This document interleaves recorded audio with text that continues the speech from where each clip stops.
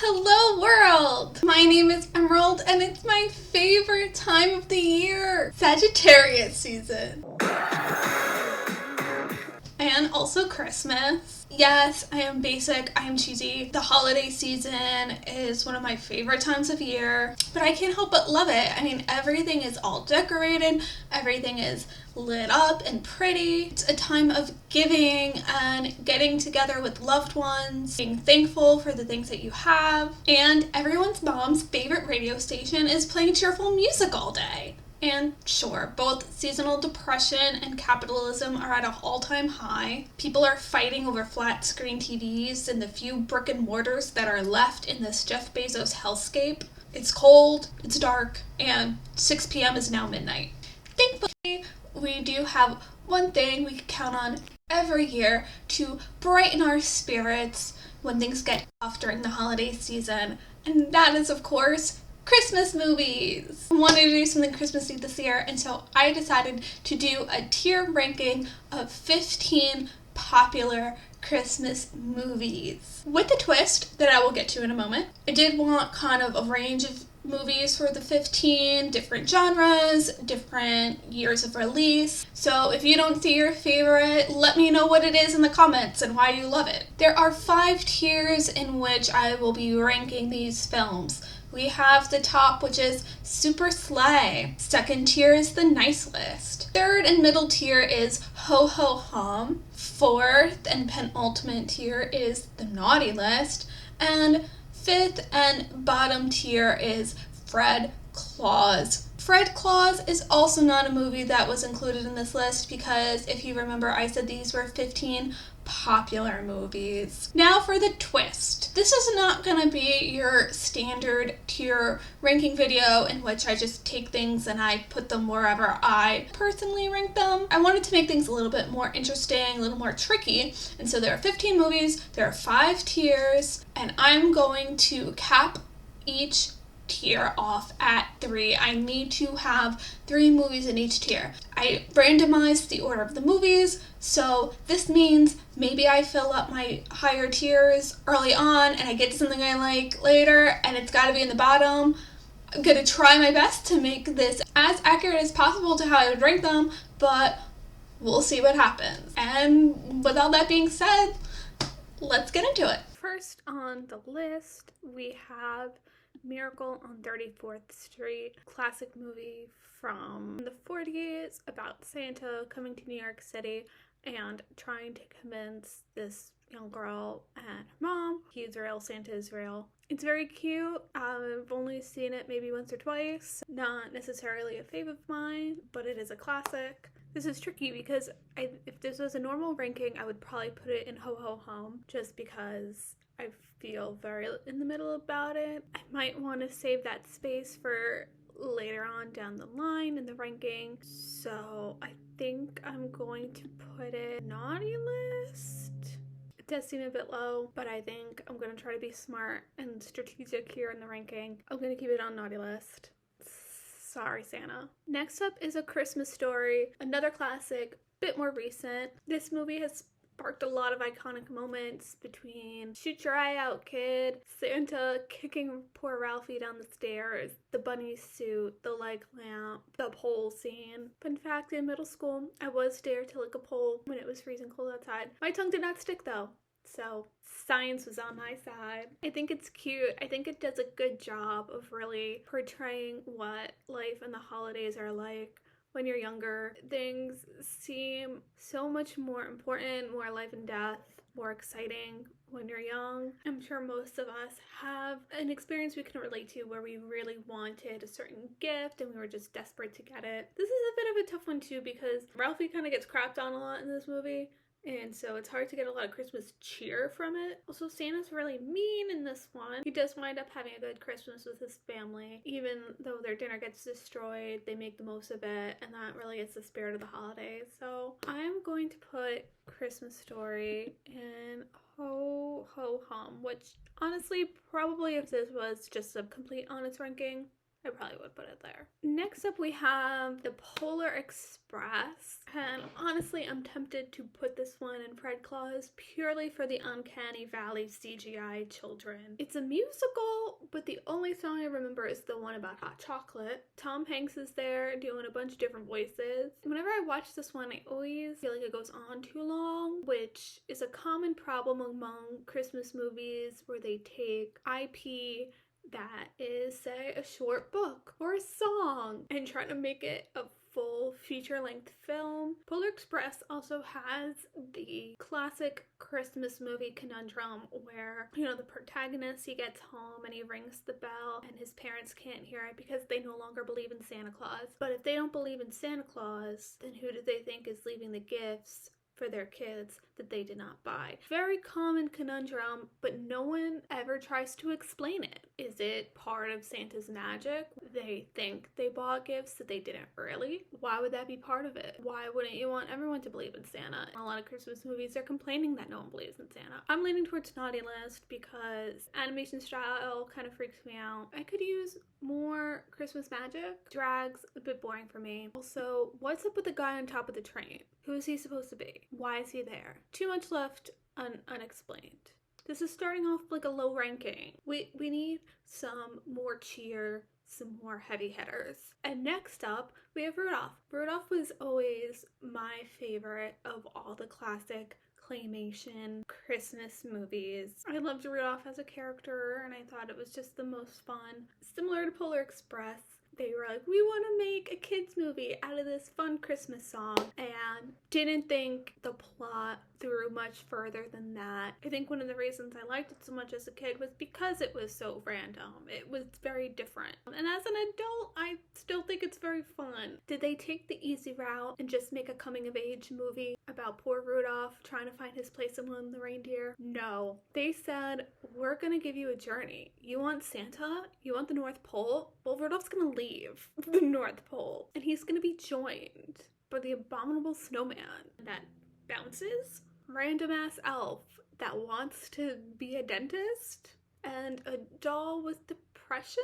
I just would have loved to be a fly on the wall in that writer's room, because how the hell did they even come up with Hermione's character? Okay, so we decided we want Rudolph to go out on his own. Makes sense with his character arc, but he's gonna need somebody to tag along on the way. Who can go with him? Maybe it could just be another reindeer? Maybe it could be an elf. A misfit elf. Yeah, and they'll really bond together. Maybe he's tall. He's not any good at making toys. Oh, that's good, that's good. He wants to be a dentist. What? I'm sorry, what? Dentist. It's just so gosh darn weird, but I like it. It's gotta be a top 2 tier. Alright, I'm putting him... Super Sleigh seems so high.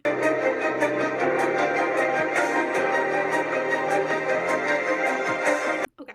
You know what the deciding factor was? The elf practice meme from a few years ago. Loved it. We make decisions based on memes here on my channel. Next up we have Elf, which is my personal favorite Christmas movie. I think it's so funny. I think it has the perfect balance of cheesy Christmas cheer, but also making fun of itself that really works for it. And Will Ferrell is just giving his all. He goes so hard in this performance and really sells it, which I think is key. And then everybody else is also great, just playing those straight man characters. Dare I say, it is both James Caan's best performance and Jon Favreau's best directing endeavor. Godfather and Iron Man, neither have anything on Elf. It is incredibly iconic, maybe some of the most well-known quotes of my generation, at least, Christmas movies. Bye, buddy. Hope you find your dad. You sit on a throne of lies. Not now, Arctic Puffin. You smell like beef and cheese. The best way to spread Christmas cheer is singing loud for all to hear. Will Ferrell is absolute joy on screen. I think it's just a movie that brings out the child in all of us. But again, also is incredibly funny at the way it pokes fun at itself and other Christmas movies and Christmas legends as a whole. The fact that the sequence of, I just think it's perfect. So this is a very easy one. This is definitely going into Super Sleigh, which leaves me with just one more in this tier. Gotta be careful, but Elf is a definite. Next up, we have Love Actually, maybe the most popular of the Christmas rom-coms. Big star-studded cast. And in recent years, this is one that people have kind of been pointing out some of the issues with, because it has definitely a lot of questionable plot lines. A lot of employers dating their employees, feeling having affairs in the office. A man proclaiming his love for his best friend's wife. I think it's okay. I think it's cute. If it's on TV, I'll put it on. But I don't think it's bad, and I think the performances are good. Liam Neeson and his stepson are my favorite of the storylines, and I think it's the most touching and heartwarming the way that they bond. Also, that girl is so talented. She sings All I Want for Christmas Is You spectacularly. I'm gonna put it in Ho Ho Hum, because again, not a favorite. I might come to regret this. I still have the nice list open. I don't think it needs to be on the naughty list. I'm good with keeping it there. Next up is National Lampoon's Christmas Vacation. Not one of my personal favorites. Might be a hot take for some of the older generations. I think it's my least favorite out of all the National Lampoon movies. And there's something about things constantly going wrong, which I know is like the humor that this draws from, but it's just not my favorite humor, especially in movie form. TV form, I could get a little more. The Parks and Rec episode where they're trying to put on the rally for Leslie when she's running for office and everything keeps going wrong and it all culminates in them walking across the ice rink to get on your feet. Television gold. That drawn out for 2 hours, it doesn't work for me. I'm afraid this is gonna be the first of the Fred Claus tier. I'm sorry, it just doesn't work for me. Also, Chevy Chase in real life is not known for being a good person, which just kind of taints it for me. Next, maybe the classic Christmas movie to end all classic Christmas movies, It's Wonderful Life. If you haven't seen it, you've definitely have seen the plot reconstructed in some way, whether in another movie or episode of TV. This man, George, kind of has a tough life. Things keep going wrong for him, and it all culminates in him wanting to jump off a bridge on Christmas Eve, but he saves a man. Man winds up being an angel named Clarence, and Clarence shows George what life would have been like in his town if George never was born. And while George doesn't think that he has made much of himself in life or had that productive of a life, but he realizes that he has made a more positive impact on the world than he believed. It does offer the reminder that you are important, you do offer positive contributions, and everybody makes more of an impact than they probably realize, which I do think is a beautiful message. George also learns to appreciate his life, his family more, which I think is usually a good lesson, whether it's your biological family or your chosen family, just appreciating your loved ones and the people who care about you. The ending is very heartwarming. This town that George was desperately trying to escape his whole life, but the way that everyone comes together and rallies around him is just lovely and really, really touching. My biggest issue with this movie, you would think that just by hearing the plot, most of it, if not at least half of it, would be George going through what life would have been like if he wasn't there. But it's not. It's like an hour and a half, hour and 20 minutes maybe, of just this man's misery. This goes wrong, and then this thing goes wrong, and oh, he thinks something's going right, and actually no, it's going wrong. And I wish it was a more even split. All in all, I think it's a sweet movie, and I'm gonna put it as the first entry for the nice list here. Next up we have Frosty, another classic old animated film. Frosty, like Rudolph, we have this popular song, let's make it into a kids movie. The difference is they didn't really add too much to it. Kids, final hat, put on their snowman's head, comes to life, walk through the village. Really the only thing they add is them shipping Frosty up to the North Pole so he can stay cold forever. Why do they have to go all the way up to the North Pole? Why couldn't they stop in Alaska or Canada? Where are these kids' parents the whole time? They let their kids take multi-day train rides to completely different parts of the world? If you were walking, doing your last minute Christmas shopping, walking through your small town, and all of a sudden you saw a walking, talking, 7-foot tall snowman, tell me you wouldn't be scared. I don't know, Frosty. I'm gonna put you ho ho ho-hum. Next up is The Grinch. I chose the 2000 Jim Carrey one. Again, this was hard to choose between the classic version and this. I think of it as the new version, even though it's 22 years old. It's not new by any means, and now I feel like I need to sign up for AARP. I already had some older animation. This is a weird movie. Christine Baranski is there lusting after the Grinch. His parents were swingers? Like, there's jokes for the older members of the audience in kids' movies, and then there's just making things a little too weird. It just feels very long to watch, I think because most of the movie is building up to where the classic movie starts out. I mean, Jim Carrey, I think, is a great performance. Again, really goes into it. I would probably put in a ho-ho-hum. Naughty list seems too low, and nice list seems too high. Going with nice list? That feels too high for me, personally. I might regret that. I kind of already wish I could switch Frosty and the Grinch, but we live with the choices we make. Next, we have the Santa Claus.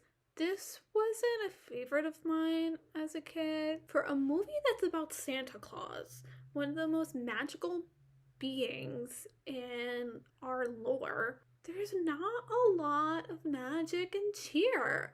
Most of the movie is just watching Tim Allen's life spiral out of control. I feel like there's not a lot of character development that's internal. What really causes him to appreciate being Santa Claus? I don't know. He gets his kid taken away from him? For what reason? Again, a movie that suffers from the logic breakdown of why did the adults not believe in Santa. The way that Charlie's mom and stepdad hate Santa is just weird. It's weird. And like, to each their own, you know, raise your kid however you want. But they act like their 8-year-old is on a track to end up in like jail because he believes in Santa. Like, it's very strange to me. And also, what's really the harm in it? He's still a kid. He's still playing pretend, using his imagination. So it's hard for me to buy into this movie because it really feels like unrealistic forced conflict. It's a lot of difficulty and not a lot of fun, magic, and Christmas cheer. And if I'm gonna watch a Christmas movie, I want to feel cheerful. I want to feel some gosh darn Christmas cheer. I'm putting it in Fred Claus. Next up, we have The Holiday. I'm gonna be honest, I put this one purely to balance out Love Actually because it felt weird just having one like adult rom-com. I like The Holiday. I think it's a cute movie. Jack Black and Kate Winslet especially are just absolutely adorable together, and I love their storyline with the older man who was part of movies, and everything seems either too high or too low. Cannot put it in Super Slay. Does not deserve that. Not gonna put it in Fred Claus. I think we're gonna have to go with Naughty List. I don't want to put it there. It just seemed a little harsh. Like, it's not anything special to get the top 2 tiers. If I was ranking my favorite Christmas movies, this probably wouldn't make the list. However, if I was ranking some of my favorite rom-coms, I think it would. The pairings are all very healthy, which is rare. Most of them are not that healthy in Love Actually. Maybe we should have switched them. We have 2 tiers that are filled. We only got space in the top 2 tiers and the very last tier. So I gotta be careful how I rank these last 3. Starting with Home Alone, another big classic. It would have been very easy for this movie to fall into the Santa Claus's trap of just misery throughout the runtime because this poor child gets left alone. But they keep it light and playful, and he gets into shenanigans, and it's still a fun and funny movie to watch. Kevin is so gosh darn smart. He scares me a little. I think he scares all of us. He doesn't even call the cops. He just goes straight to trying to, like, murder people. Kevin coming to appreciate his family now that they're gone, and vice versa. His family realizing how poorly they treated him is a very nice message and arc. His bond with the old man, it's the neighbor, and he helps reunite their family. I love that. And I think it's a really cute movie. I know a lot of people also like Home Alone too. I think it's fine. I don't think it's as good as the first one. Also, I just don't buy it. I know parents were more lax in the 90s. This mother went through the trauma of realizing she left her son behind. She would be gripping Kevin for dear life all throughout their run through that airport. I don't care how rushed you are. Like, you left your kid last year. There's no way she's letting him out of her sight. Kevin would be put on a leash. The fact that she doesn't even do a head count or a check before the plane takes off, I don't believe it. I just don't believe it. Home Alone 2 did spawn one of my favorite John Mulaney bits, though. Lost in New York, the streets are numbered. It's a grant system, mother. Now, I know that we're all a bit sick of the reboots and the remakes and the sequels. I think we need true Home Alone 3, not any of the other crap. No, I'm talking, we've got to bring it back to the McAllister family.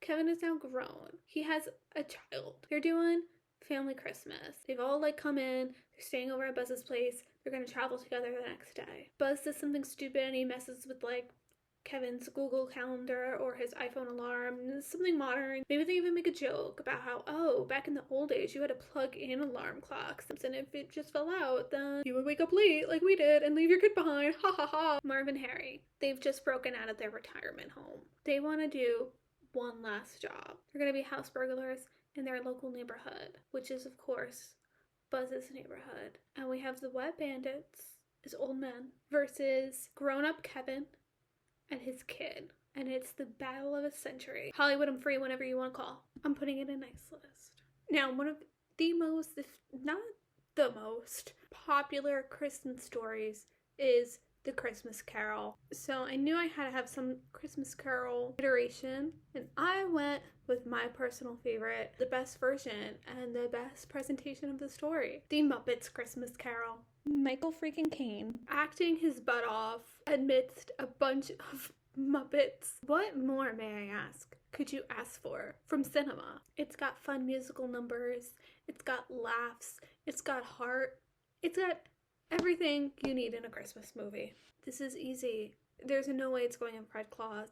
It's gotta go in Super Sleigh. And honestly, that's where I would put it in any version of this ranking. And last but not least, oh wait, it is gonna be least. Well, Peanuts Christmas movie, and unfortunately, it's gotta go into Fred Claus. I'm not too mad about it. I don't think it's a bad movie. It's got a dope song. I always find the Peanuts movies a bit boring. They're just slow. They're very calm. It's relatable in the sense where everybody maybe didn't have to do a Christmas play, but had to do some kind of performance when they were in elementary school. The shenanigans that go into getting a bunch of kids to memorize lines and learn their places. So that's my list. Definitely some things I would change. Part of this was the trickiness of not knowing where things were gonna fall. Let me know what your favorite Christmas movies are and how you would do this tier ranking. Did I rank something too low? Did I rank something too high? Make your cases for your movies in the comments. I'm looking forward to watching most of these movies leading up to Christmas, because it's always the way that I most